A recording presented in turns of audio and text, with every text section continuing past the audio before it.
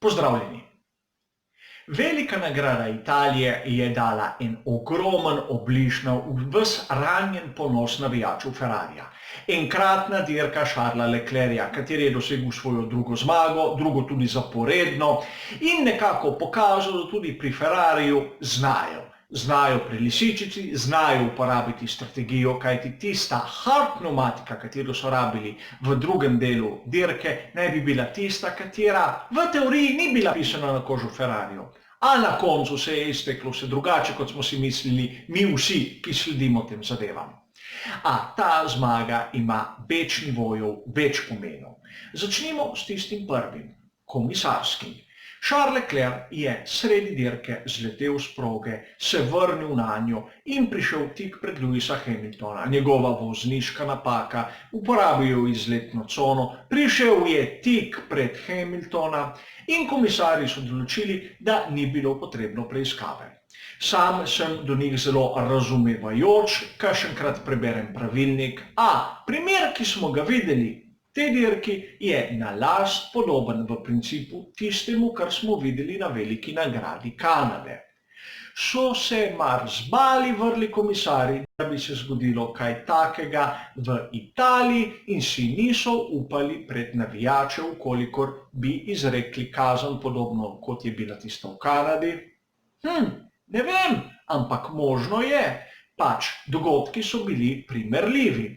Sami so se temu izognili tako, da so prvič pustili napis, da so zadevo opazili in ko so zadevo opazili, so sporočili, da nič kaj takega, da preiskava ni potrebna. Ker preiskava ni potrebna, ni niti sklepa, lahko bi šli v preiskavo in ukolikor bi bilo vse v redu, bi rekli, nič preiskali smo in bilo je vse v redu.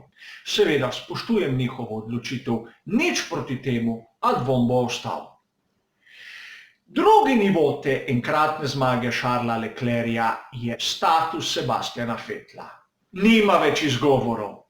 Sedaj je izgubil vse. Še s tistim svojim manevrom, ko je po mojem dobil sicer izjemno strogo kazen, 10 sekund stopengo, kar je najvišja možna kazen, no, še s tistim svojim manevrom je pokazal, kako krhek je psihološko. Seveda njegova vozniška napaka, katera se je pokazala z bistveno večjim, bom rekel, rušilnim potencialom, kot bi lahko bila. Sebastian Vettel, po mojem, od te nedelje naprej v Ferrariju je vreden točno nič. Videli bomo sicer naprej v sezoni, kaj se bo zgodilo, a mislim, da ga ni več navijača, ki bo ga dajal na prvo mesto. Sedaj je obsojen strani ekipe, medijev, navijačev, da igra drugo violino. Bo to sprejel? Mislim, da bi sprejel Multi 21 in težko bo sprejel tudi to vlogo. Videli bomo, kaj prinaša prihodnost. A da ne bomo samo tako pri Ferrariju, tudi pri Mercedesu so pokazali svoje šibkosti. Namreč prvič Lewis Hamilton je vse svoje možnosti za zmago zapravil pri tistem dolgem zaviranju, njegova vozniška napaka.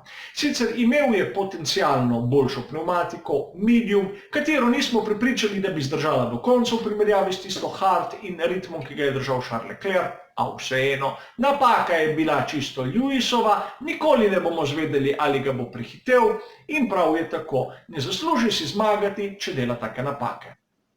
Isto Valtteri Bottas. Imenovali smo ga wingman, butler, ne vem vse kaj, danes je imel možnost to izbrisati in tudi po zaslugi lastnih napak tega izbrisal ni. Take priložnosti se ne ponudijo dostikrat v življenju. Imel je možnost pokazati svojo veličino in pokazal je svoj nivo. Enkrat končno pri Renaultu, da so naredili tisto, za kar so oni prišli v Formulo 1. Enkratna dirka, enkratne kvalifikacije, sicer 4., 5. mesto, nobenih stopnička, ampak ni važno.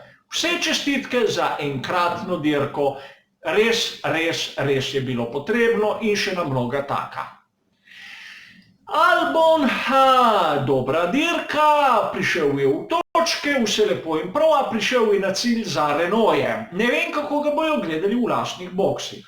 Seveda Max Verstappen je bil še za njim, ali začel je z dna, imel je težave v prvih krogih, tako da njegov prihod v točke je enakovreden zmagi.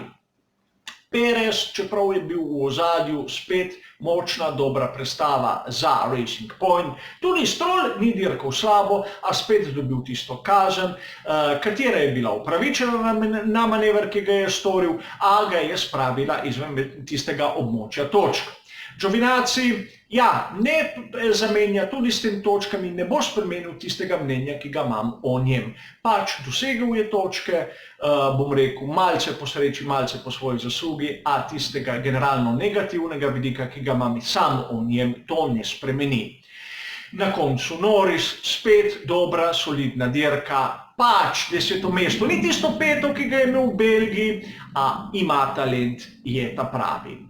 V glavnem, dirka, katera je bila spet napeta, spet vredna gledanja, navijači Ferrarija v Monzi zadovoljni, pri Mercedesu malo manj, dobili so ogromno bero točk, dosti je pokazala ta dirka in še na mnoge take. Hvala za vašo pozornost in nasvidenje.